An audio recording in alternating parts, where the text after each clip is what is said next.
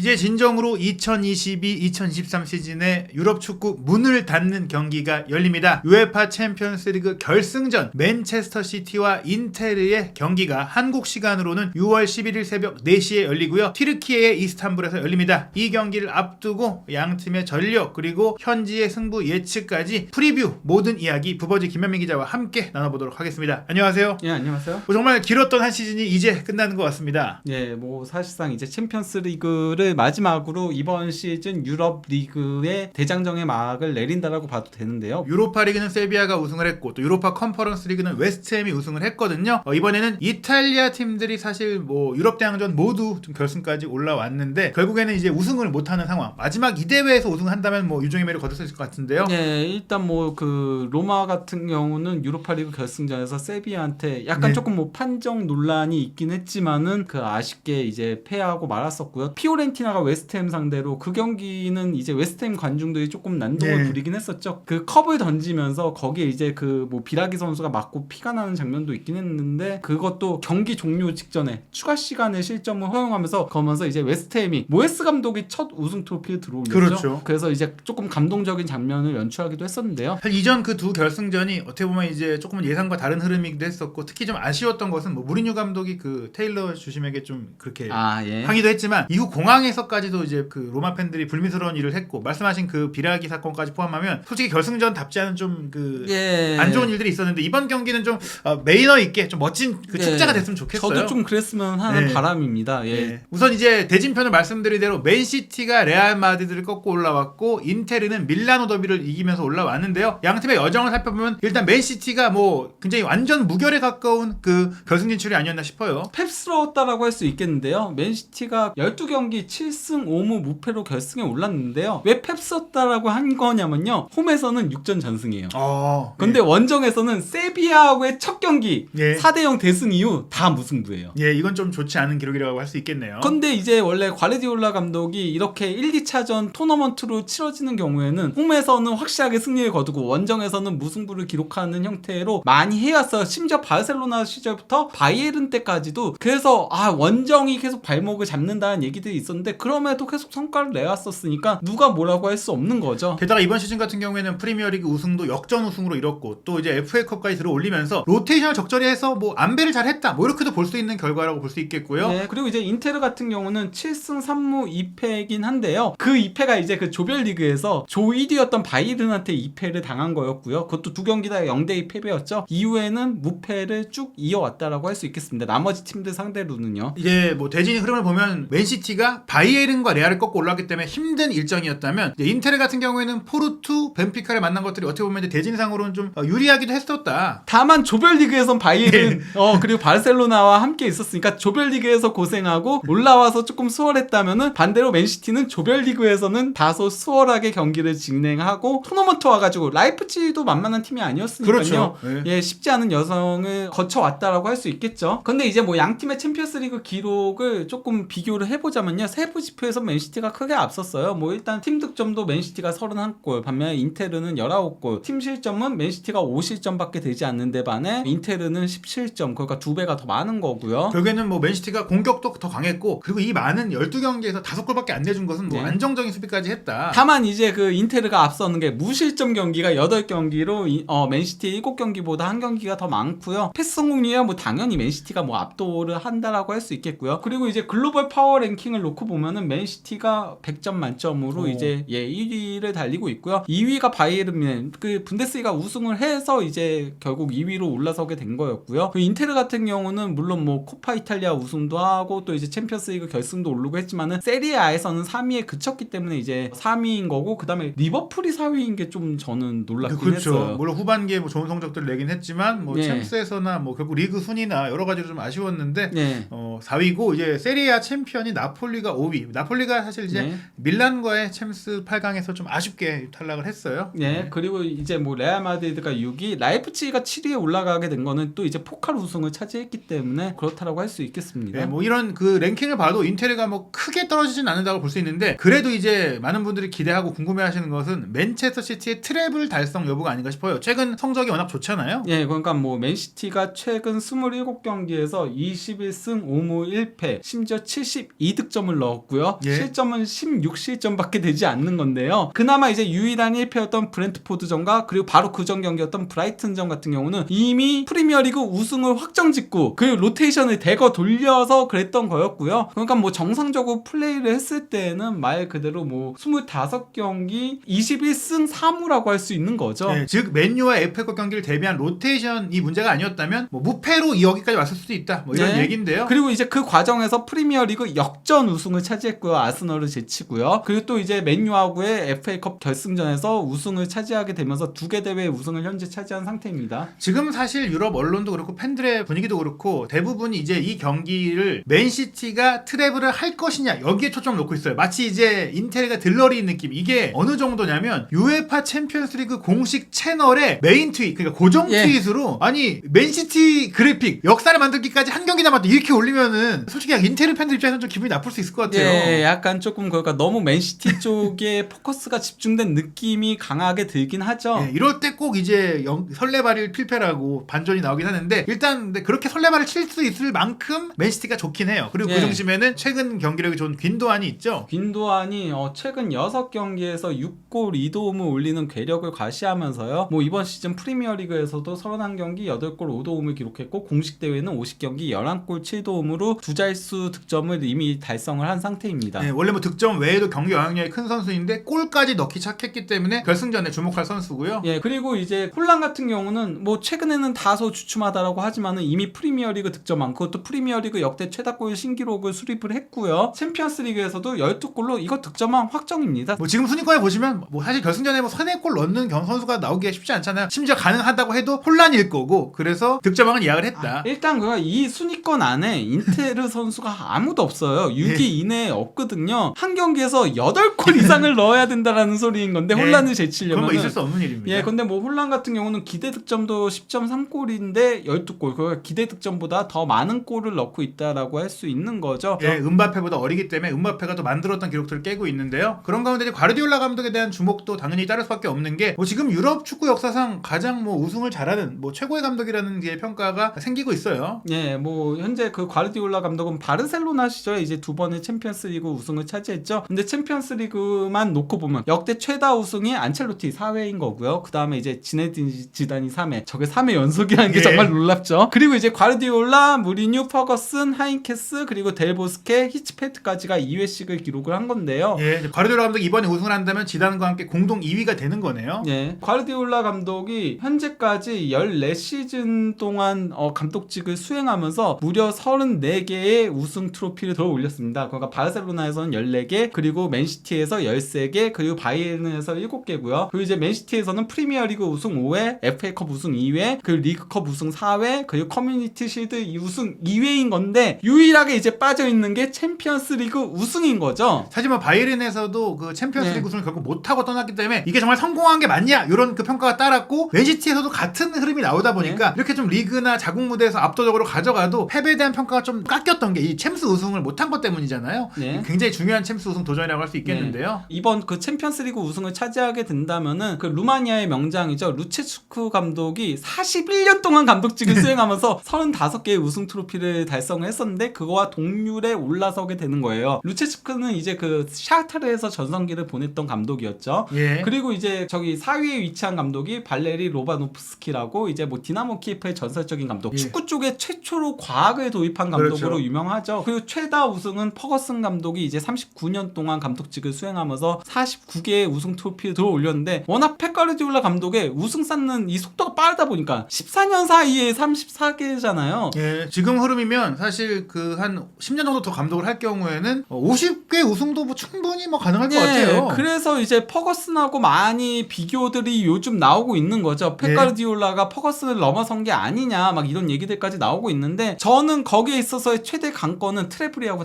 그렇죠. 생각해요. 퍼거슨 감독은 트래블이한 위협을 달성을 했었거든요. 물론 뭐 과르디올라 감독도 바르셀로나 시절에 트래블을 달성을 하긴 했지만은 그래도 한 번 더 달성을 한다면은 이제 퍼거슨 감독보다 확실하게 비교 우위에 설 수 있다라고 할 수 있겠습니다. 그렇기 때문에 이번 결승전이 매우 중요한데요. 일단 인테르 얘기를 좀 해보면 챔피언스리그, 뭐 유러피언컵 이 역사를 봤을 때는 인테르가 더 위에 있는 팀이에요. 네, 맨시티는 챔피언스리그 우승이 없고요. 심지어 뭐 결승 진출도 딱 한 번이었잖아요. 예. 그 첼시하고의 결승전이 있었던 펩 가르디올라 감독 때였는데요. 반면 이제 인테르 같은 경우는 뭐 전신인 유러피언컵까지 합치면요, 통산 6번 챔피언스리그 결승에 진출했고요. 이 중 3번 우승을 차지했습니다. 1963-64와 1964-65 시즌에 엘레니오 에레다 감독 밑에서 이제 그때 카테나치오 전술을 써가지고 이제 2번의 우승을 차지했었고, 근데 이제 1966-67 시즌에는 오영규 선수의 이제 셀틱한테 1대2로 패하면서 우승해. 이때는 약간 조금 이변이었죠. 그리고 또 이제 1971-72 시즌에는 펩 가르디올라 감독의 정신적인 스승이라고 할 수 있는 크루이프가 선수 시절 아약스한테 이제 0대2로 패했었고요. 2009-10 시즌에는 바이에른 뮌헨을 꺾고 트래블이라는 위협을 달성했고 이번이 6번째 진출입니다. 그리고 흥미로운 게 그 2009-2010 시즌에 무리뉴 감독 때였잖아요. 준결승에서 이 과르디올라의 바르셀로나 전대회 이제 우승팀을 꺾고 올라갔기 때문에 과르디올라 감독 입장에서 이제 인테르를 다시 만났을 때 좀 이런 그 과거의 기억들, 안 좋은 기억을 떨쳐내고 싶을 수 있다. 스프링클러? 그런 게 있을 것 같은데요. 일단 인테르도 최근 기세로 보자면 굉장히 좋아요. 그러니까 인테르 한때는 4위 경쟁도 힘들었었고, 그래서 챔피언스리그에서도 조기 광탈하는 거 아니야? 이런 얘기들이 있었지만요. 챔피언스리그를 통해서 도리어 살아나기 시작을 했어요. 공식 대회 13경기에서 11승 1무 1패이거든요. 그러면서 이 과정에서 챔피언스리그 결승까지 올라갔고요. 또 이제 코파 이탈리아에서는 피오렌티나를 2대1로 꺾고 우승을 차지했고요. 그리고 이제 수페르코파까지 우승하면서 2개 대회 우승에 더해서 세리에아도 3위를 차지하면서 모든 미션들을 달성을 했다라고 볼 수 있겠는데요. 저기 그 나폴리전에 이제 유일하게 1대3으로 패했잖아요. 근데 저 경기가 코파 이탈리아 결승전이 있었기 때문에 주축들을 대거 뺐었어요. 게다가 이제 챔피언스리그 4강 2차전 경기 사이에 있으니까 당연히 로테이션이 필요한 경기니까 솔직히 이제 주전 전력으로 나온 경기는 사실상 다 이겼다. 이렇게 보시면 될 것 같아요. 인텔의 최근 상승세에는 루카쿠와 이제 라우타로 투톱이 터진 게 크거든요. 일단 루카쿠 같은 경우는 3월까지만 하더라도 최악의 선수라는 평가를 들으면서 임대 계약을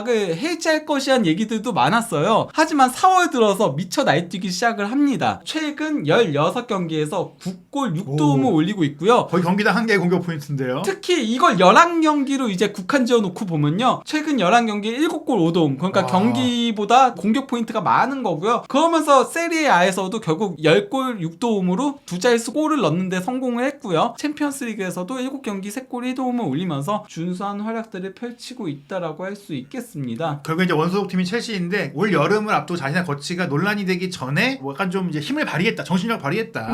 그리고 이제 라우타로 같은 경우는 이번 시즌 잘했어요. 계속 실제 뭐 세리에아에서 38경기 21골 7도움으로 이때 사실 그 막판에 오시멘을 추격하기도 했었잖아요. 그러면서 치열한 득점한 경쟁을 펼치고, 그리고 공식 대회에는 56경기에서 28골 11도움으로 굉장히 좋은 활약을 펼치긴 했는데, 이 선수의 단점이 기복이 있다는 거거든요. 그 월드컵 때 이제 부진에 빠지면서 그게 인테르에서도 영향을 끼치면서 3월부터 4월 중순까지 8경기 공격 포인트가 없으면서 야, 라우타로 큰일 났다 이런 얘기들이 나왔는데, 루카쿠가 터지면서 거기에 이제 조금 영향을 받아서인지 라우타로도 살아나기 시작하면서 최근 13경기에서 11골 4도움, 경기보다도 더 많은 공격 포인트를 올리게 됐다라고 할 수 있는 거죠. 결국엔 팀의 뭐 경기력도 중요하지만 이 투톱 스트라이커들의 골 감각이 올라온다면 그것만으로도 결과를 낼 수가 있으니까 중요한 것 같아요. 거기다가 이제 라우타로를, 이거는 이제 최근 15년간의 유럽 5대 리그 공격수들과의 비교 그래프인 거거든요. 슈팅이 상위 97%에 달할 정도로 슈팅을 굉장히 많이 가져가고요. 골도 상위 95%, 상당히 많은 골들을 넣고 있고요. 박스 안에서의 볼 터치도 상당히 잘 가져가고 있고요. 거기다가 이 선수가 원래 단신이잖아요. 170 후반인 건데 공격수는 원래 180 넘어야 되잖아요. 키가 크려면은. 그럼에도 공중볼 획득도 곧잘 하는 편이고 거의 평균 이상은 되는 거고요. 그리고 소유권 획득도 잘하고, 그리고 수비적으로 압박도 굉장히 잘하고 찬스 메이킹도 굉장히 잘하는데, 다만 이제 이 선수의 그 단점이 드리블을 못하는 건 아니에요. 근데 터치가 좀 튀어서 되게 우당탕탕한다는 느낌이 들거든요. 하지만 그런 부분들이 동료 공격수와 호흡을 잘 맞을 경우에는 벼락 같은 기습 같은 공격이 되고, 말씀드린 대로 이제 골만 넣는 게 아니라 기회 창출도 77%니까 둘의 호흡이 잘 맞아 들어가면 이거 어떻게 될지 모른다. 근데 이제 인테르 같은 경우는 세리에와 챔피언스리그에서 아예 그 전술적인 접근법 자체가 달라요. 세리에아에서는 인테르가 가장 강한 팀 중에 하나잖아요. 전력적인 부분에 있어서요. 그러다 보니까 뭐 경기당 득점도 3골을 넣고 있고요. 경기당 기대 득점도 2.8골에 경기당 슈팅도 28회인 건데, 반면 이제 챔피언스리그에서는 소폭 떨어지죠. 세리에아에서 리그에서의 기대 득점과 챔피언스리그의 기대 득점 차이가 좀 크게 나고 있고요. 예. 거기다가 이제 기대 실점도 세리아에서는 3번째로 적은 기대 실점을 자랑하고 있는데 반해 챔피언스리그에서는 8번째니까 순위가 떨어진다라고 할 수 있는 거죠. 예, 뭐 세리에 A에서는 뭐 기대 득점이 1.83골이니까 2골 정도로 넣을 수 있는 경기력인데 챔피언스리그에서는 1.40골. 그러니까 뭐 한 골 정도로 좀 넣을 정도. 실점도 기대 실점은 세리에 A에서 0.91골이니까 한 골 미만이에요. 뭐 한 골을 내줄 수 있지만. 네. 하지만 이제 챔피언스리그에서는 1.21골. 즉 공격 수비 모두 챔피언스리그에서는 고전하고 있다. 특히 이제 이 수치를 보면은 이 팀이 아예 챔피언스리그와 세리아에서 다르게 접근법을 가져간다는 걸 확실하게 볼 수 있는 건데요. 일단 PPDA 같은 경우는 이제 압박 개수인 거잖아요. 그리고 네. 이게 숫자가 낮을수록 압박이 높은 거잖아요. 예, 상대가 이제 패스를 얼만큼 했을 때 잘라내느냐의 기록이거든요. 예, 근데 이제 세리아에서는 11.4로 이제 5위예요. 예. 반면 이제 챔피언스리그에서는 18로 18위예요. 그러니까 이제 이것도 전방 압박을 리그에서 많이 하는데 챔스에서는 조금 더 보수적으로, 즉 약간 이제 챔스에서는 실리 축구를 많이 한다. 예, 그리고 이제 하이 턴오버스는 이제 상대 지역에서 실수 유발해가지고 공격하는 걸 얘기하는 거잖아요. 예. 그게 세리아에선 8.4회로 2위인데 반해 챔피언스리그에선 6.1회로 26위. 이건 하위권인 거죠. 그렇죠. 예, 그리고 이제 뭐 스타트 디스턴스는 이제 그 수비 라인을 얘기하는 거예요. 그러니까 본인들의 골대로부터의 수비 라인인 건데 세리아에서는 43m까지 라인을 끌어올리면서 세 번째로 높은 라인을 높게 가져가는 팀인데 챔피언스리그에서는 38.4m로 28위. 예. 그걸 라인을 내려서 플레이를 한다는 걸 알 수 있는 거죠. 예, 단순하게 정리를 해드리면 이제 맨시티와의 경기도 그럴 것 같은데 예. 인테르가 라인을 높이고 전방 압박하기보다는 기다려서 상대를 초대하고 공격을 끊고 역습하는 축구를 할 네. 가능성이 크다. 이게 더 그러니까 두드러지는 게 어떤 거냐면요. 인테르가 토너먼트에서는 나름 그래도 상대적 약팀들을 만났잖아요. 포르투, 벤피카, 예. 그리고 또 이제 AC 밀란까지 다 상대 팀들이 인테르보다 전력적인 면에서 우위라고 볼 수 없는 팀들인데 이런 수치가 나왔다라는 거죠. 예, 어떻게 보면 이제 좀 전략적으로 체력도 안배하면서 경기한 것 같은데 중요한 게 이거예요. 냉정히 봤을 때 객관적인 전력은 맨시티가 우위지만 그 언더독인 팀이 결과를 낼 때는 골 잘 넣는 선수 그리고 잘 막는 골키퍼 이렇게만 있어도 경기 밀려도 결과 낼 수 있는데 네. 저희가 이제 투톱 얘기 드렸지만 오나나 골키퍼도 대단한 활약을 했잖아요. 선방 횟수가 45회로 챔피언스리그 골키퍼들 중에서 가장 많습니다. 인테르의 전체 실점이 9실점이고요. 거기다 기대 실점 같은 경우는 16.8골에 해당하거든요. 오나나 골키퍼가 거의 7.8골에 해당하는 거를 막아냈어요. 사실상 이제 8골은 실점할 수 있었다. 그리고 그 8골을 실점했다면 챔피언스리그 결승까지 못 왔을 수 있다. 네. 오나나 골키퍼의 개인적인 활약을 통해서 인테르가 골을 덜 먹을 수 있었다. 뭐 이게 기록으로 나오는 겁니다. 네. 거기다가 이제 오나나 골키퍼가 7경기 무실점을 기록해가지고 인테르 구단 역대 단일 시즌 최다 경기 무실점 신기록을 수립을 했는데 그러고 나서 한 경기 더 추가해가지고 8경기 무실점으로 현재 챔피언스리그 골키퍼들 중에서 최다 경기 무실점을 기록하고 있는 거죠. 그리고 아마 오나나 골키퍼는 맨시티와 결승전에서도 9번째 무실점을 개인적으로 노리고 있지 않을까 싶은데요. 네. 양 팀의 이제 결장 명단을 보자면요. 맨시티는 카이러커가 경미한 부상이 있긴 해요. 네. 하지만 뭐 그렇게 큰 부상은 아니라고 해요. 그래서 아마도 돌아올 것으로 예상들을 하고 있고요. 인테르로 놓고 보면요. 인테르는 이제 미키타리안하고 코레아 여긴 나오지 않은데 슈크리니아르가 조금 경미한 부상이 있긴 했지만요. 그래도 이 선수들 모두 다 출전 가능하다라고 현지 언론들은 예상을 하고 있습니다. 예, 경기 전까지 뭐 최종전 이후 예. 일주일 정도의 휴식 시간이 있었기 때문에 예. 컨디션이 올라왔을 수 있어요. 그리고 이번에는 UEFA하고 후스코드의 예상 명단을 보려고 하는데요. 양쪽 다 거의 다 동일해요. 다만 UEFA 공식 홈페이지에서는 미드필더에 차라놀루와 미키타리안과 바렐라가 나설 걸로 예상한 데에 반해 이제 후스코드는 미키타리안이 경미한 부상이 있다 보니까 브로조비치와 차라놀루와 이제 그 바렐라가 중원을 구축을 할 거라고 예상을 했습니다. 예, 인텔의 352 포메이션에서 루카쿠 라우타로가 아니라 제코 라우타로의 투톱이 일단 나가고 루카쿠가 이제 승부수로 네. 들어갈 것이다. 그 좌우 윙백은 디마르코와 둠프리스고 3백은 바스토니, 아체르비, 다르미안이고 뭐 골문은 오나나가 지키고요. 네. 맨시티 같은 경우에는 뭐 지금 주전 라인업이 거의 뭐 결정돼 있는 팀이죠. 3-2-4-1 포메이션인데 홀란이 최전방이고 그릴리시, 베실바가 좌우 측면 그리고 더브라이너와 균도안이 더블 플레이메이커 네. 그리고 로드리와 스톤스가 두 명의 중앙 미드필더 아케 디아스 워커의 3백인데 뭐 워커 선수 말씀드린 대로 회복해서 뛸 것 같아요. 예, 다만 뭐 워커 선수가 못 나온다면 이제 아칸지가 나올 그렇죠. 가능성이 높죠. 예. 후스코드닷컴 승부 예측을 보면 맨시티의 3대1 완승을 예상했는데 저희가 뭐 굳이 다른 매체들을 다 소개할 필요 없을 것 같아요. 스코어의 차이는 있겠지만 거의 뭐 만장일치 가깝게 맨시티 승리를 예상하고 있거든요. 그 근거로 얘기한 게요. 맨시티가 이제 8강전과 준결승전에서 최근 3번의 챔피언스리그 우승팀 중에 두 팀이었던 바이에른과 레알 마드리드 꺾고 심지어 패배 없이 꺾고 결승까지 올라왔다라고 하면서 승리 가능성을 예상을 한 거고요. 예. 그리고 인테르 같은 경우는 뭐 최근에 인테르의 그런 상승세들을 조금 얘기하긴 했어요. 예. 인테르가 물론 맨시티를 위협할 수는 있는 팀인 건 사실이지만은 혼란이 12골을 넣은 그 챔피언스 리그에서 현재까지의 폼을 계속 유지한다면은 맨시티가 우승하는 거를 막기는 어려울 것이다라고 예상을 한 겁니다. 즉 이제 다득점이 될 것이다. 혼란의 득점포가 터지면 뭐 3골 정도 충분히 넣을 수 있다. 그리고 그런 흐름이라면 또 맨시티가 굳이 무실점을 꾸역꾸역하기보다는 한 골 정도는 내릴 수도 있다. 뭐 이런 얘기고요. 이렇게 된다면 뭐 많은 골잔치가 될 것 같은데 옵타가 이제 슈퍼컴퓨터를 통해 예상한 것에도 뭐 확실하게 기울어 있네요. 예, 뭐 맨시티의 승리 확률이 64.6%, 그리고 인테르의 승리 확률이 16.4%, 그리고 무승부 확률이 19%인데요. 예. 그리고 어느 팀이 우승할 것인가의 확률도 있는 건데 그 우승 확률은 맨시티가 74.1%입니다. 예, 무승부는 이제 90분 기준으로 저희가 승패를 예측하기 때문에 연장으로 가고 또 혹은 승부차기로 갈릴 가능성을 내포한 건데 사실 뭐 승부차기로 간다면 그건 솔직히 예상이 어려워요.